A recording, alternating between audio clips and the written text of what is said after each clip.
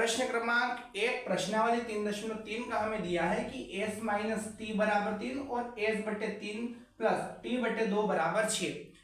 हमें यहाँ इन समीकरणों से प्रतिस्थापन विधि के माध्यम से s और t के मान ज्ञात करने हैं।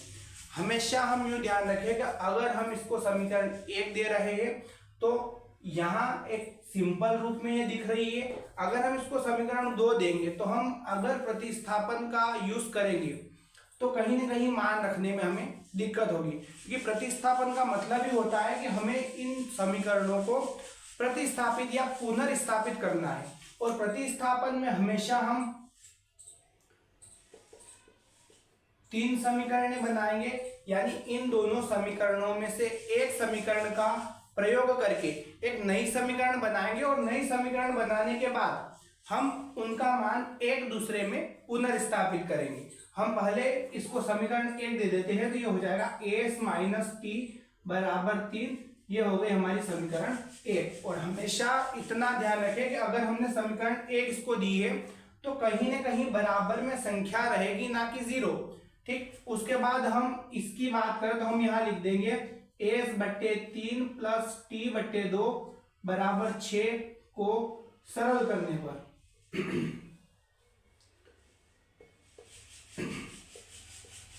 हम इसको सरल कर लेते हैं। यहाँ संख्याएं भिन्न में दी गई है, हम इन दोनों का एलसीएम ले लेते हैं तो ये हो जाएगा 3 दूनी 6, नीचे नीचे हमने गुणा कर दिया, फिर 2 का गुणा s के साथ किया तो ये हो गया 2s प्लस 3 का गुणा t के साथ किया तो ये हो गया 3t बराबर 6। इस 6 के बटे में कुछ नहीं मतलब 1। और जैसा कि हम जानते हैं बराबर में हमेशा क्रॉस गुणा होता है, हम 1 का गुणा उधर कर देंगे तो हो जाएगा 2s प्लस 3t और इधर 6 का गुणा 6 के साथ यानी हो जाएगा 6 गुणित 6। हमारी दूसरी समीकरण निकल कर आई है 2s प्लस 3t बराबर 36। अब हमें समीकरण 1 और समीकरण 2 को पुनर्स्थापित करना है तो हम यहाँ इस सिंपल समीकरण को ले लेते हैं। हम इसको सरल समीकरण या सिंपल समीकरण इसलिए बोल रहे हैं कि यदि हम यहाँ से माइनस टी को बराबर से इधर भेजेंगे तो s का मान ज्ञात हो जाएगा, जबकि यहाँ हमें 3t को भी इधर भेजना पड़ेगा, फिर 2 को भी बटे में भेजना पड़ेगा। तो हम समीकरण 1 का प्रयोग करके प्रतिस्थापन विधि से इस पहली समीकरण को प्रतिस्थापित कर लेंगे। उसके बाद इससे जो मान निकलेगा उसको हम इसमें रख देंगे तो समीकरण हमारी ये भी पुनर्स्थापित हो जाएगी। और फिर आखिरी जो तीसरी समीकरण आएगी उसे हम मान रख के पुनर्स्थापित कर लेंगे। हमने यहां लिखा प्रतिस्थापन विधि से। अब प्रतिस्थापन विधि में हम समीकरण 1 को सबसे पहले पुनर्स्थापित कर ले। देखिए समीकरण 1 हमें दी गई है s माइनस टी बराबर 3।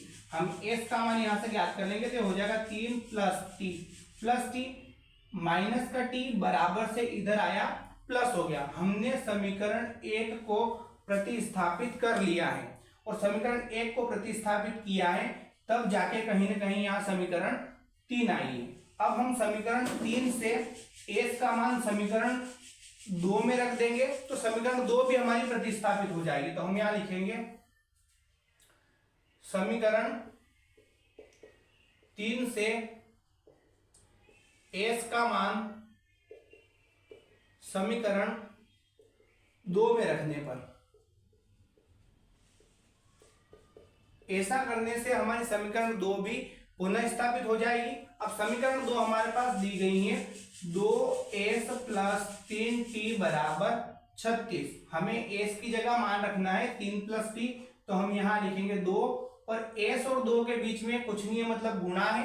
हमें s की जगह रखना है 3 प्लस t, फिर चल रहा है प्लस 3t बराबर 36। हमें गुणा कर लेना है 2 का गुणा 3 के साथ 2 तिया हो जाएगा 6 प्लस 2 का गुणा t के साथ हो जाएगा 2t प्लस यहाँ 3t बराबर 36। इस संख्या यानी 2 और 3t के बीच में कोई चिन्ह नहीं था मतलब गुणा था।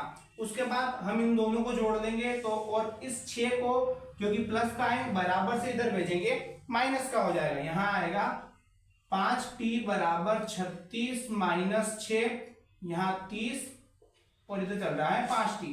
t के साथ 5 जो है वो गुणे में हम इधर भेजेंगे बटे में चला जाएगा, यानी हो जाएगा 30/5। टी का मान निकल कर आया है 6। हमने समीकरण 1 को पुनर्स्थापित कर लिया है, हमने समीकरण 2 को पुनर्स्थापित कर लिया है। हमारे पास समीकरण 3 बची हुई है जिसे हम पुनर्स्थापित कर लेते हैं। तो हम यहां लिखेंगे टी का मान समीकरण 3 में रखने पर, और समीकरण 3 हमें दी गई है s बराबर 3 प्लस टी। हमें t की जगह 6 रखना है, तो हम यहां लिख देंगे s बराबर 3 प्लस 6। s का मान निकल कर आएगा 9 और t जो था वो निकल कर आया था 6। इस प्रकार से हम इन अल्फाबेट्स के मान बड़े ही आसानी से ज्ञात कर सकते हैं।